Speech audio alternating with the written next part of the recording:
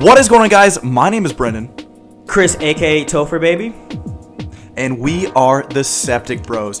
Now, before we get into this video, I just want to quickly, talk about how fast this channel is growing. Really appreciate all the new subscribers. This is going to be a fantastic journey for us.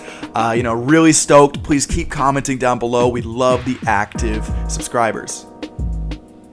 Alright guys, so today we have an awesome classic story for you guys back in our old days in the fraternity. Specifically, this one's going to be about the trip we had to Vancouver, Canada, freshman year.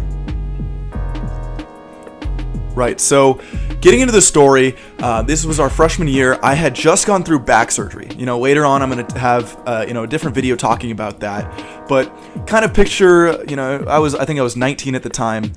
Really hard doing anything really by myself. So if you can imagine, the first month or so I wasn't allowed to pick up any pounds over 5. So traveling in a car no, I did some stupid things, but traveling in a car for 9 hours was probably not, Chris, if you were a doctor, would you say that I should have gone in a car for 9 hours? Depends on what medication I gave you. If I knew I was going to give you damn near a horse tranquilizer, I would say you're probably fine. But I didn't. So, no, that's probably the stupidest thing you could have done. Absolutely. So, we did this drive. It really was painful on my back. But, we get up there. We're there with the fraternity. We're there for a fraternity event. It's kind of a thing where all the fraternities in the general area get together. They have conferences, but they also go out on the weekend and just, obviously what college students do. So we get to the fraternity house, and they are sponsored by a beer company, guys. They had 8 different kegs. Am I stretching that out, Chris, or no? They walked us in, and then they pointed us to each of the kegs.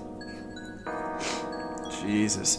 So we had a great night that night, and then the next day they told us, oh no, the beer thing, that's kind of cool, but what we really are known for is we're sponsored by a club.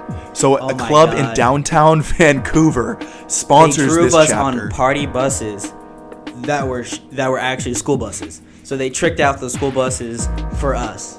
You have no idea what that's like. And I don't know if any of our subscribers are from Canada, but those Canadians are crazy. And they know who the fuck they are. They know exactly who they are. They know exactly who they are. We all wake up drunk as hell. I mean hungover as hell the next morning, and it's like they're all up already. They'd already run to Tim Hortons and got us all donuts, and they're like, "Oh, Timmy! Shout out to Timmy. If you guys ever want a nice place to go get a French roast or a donut, Timmy's." So the next day, they're already waiting for us. We do the whole conferences, and then that next night, we're bussed to these clubs. And I remember we first walk in this club, and the drinking age is 19 in Canada, in Vancouver. Yeah. So it was like our first time really having a legal drink. So we got into the club, we ordered our first few drinks, and all of a sudden this person starts touching on me, right? And Toefur knows exactly where this is going. But this person starts touching on me, and I'm just trying to order my drink. I look to the right, guys, and it is one of the weirdest things I've ever seen. It was this girl who wasn't that bad looking, but she opened her mouth to smile at me. Missing something. Oh my god. And I saw all 2 of her teeth. It was crazy. But she was coming at me with the utmost confidence. She almost got me. But what I did was I was standing right next to Toefur. Oh yeah, she couldn't have got me because I was not, on that alcoholic level. I look at Toefur, and he's ordering his drink, and I'm like, okay, bet. I'm gonna put her on him. And I introduced the 2 of them, and they were on each other for the next maybe half hour. Okay, so we're missing out a huge chunk of this story. Brendan turned out to be a jackass and pushed the broad onto me, knowing full well I wouldn't have been that interested in her anyway. No disrespect to her, she's probably very beautiful and lovely out there, wherever she is. But I was trying to mind my own business, getting a drink. She was making moves on Brendan first, and we all know it, everybody at the club knows it. That's the only way. She thought I was Brendan. I don't know how you mistake me. I'm like a chocolate brown, maybe like dark chocolate skin tone, and he's the complete opposite, white chocolate, 100%. Toefur, you know she has a father? Yes, that's why I had no interest in her. Okay. All right, get back to the story. So she takes my man and she puts him on a couch in a club, which, that's not really an ordinary thing. And she gets on top of him, takes his hat off him, puts it on backwards. Brendan, you said something very observant right there. She took control of the situation the entire time. I did not make a move once. Of course. She was playing you. Proceed. And then I get all my buddies in the fraternity. We look over and she's just like grinding on top of him, giving him a lap dance, and she goes, "Come on," because he apparently wasn't, into it enough. So the nig in me refused to let her win in that situation.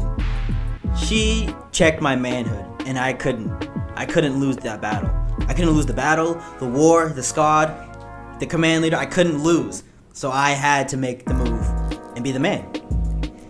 Right. So the rest of the night was absolutely fantastic. We continued to have drinks, continued to talk to people, and then, it was about 2:30 in the morning, and we're all like, okay, we should probably be going back to the fraternity house. And we leave the club, and we go outside, and we're like, wait, how are we getting back?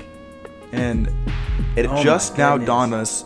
We looked around, and there were no Canadians in sight in the fraternity. They had all gone back. They didn't tell us how they were getting back. They apparently did not buy buses for the way back. They had only bought them for the way there. So we were stranded in Vancouver, Canada, and it was literally 30 to 45 minutes to UBC. And we were stuck, and it started snowing, and it was like 3 in the morning. And there was no Uber or anything, and our phones didn't work, and we were in the biggest pickle of our lives. Oh my God. And the one thing that we never thought would have saved us would be a taxi. And a taxi usually only holds 4. And how many of us will be? 6? Yeah, there were 6 of us. There were 6 of us. And we the all thing is, squeezed in.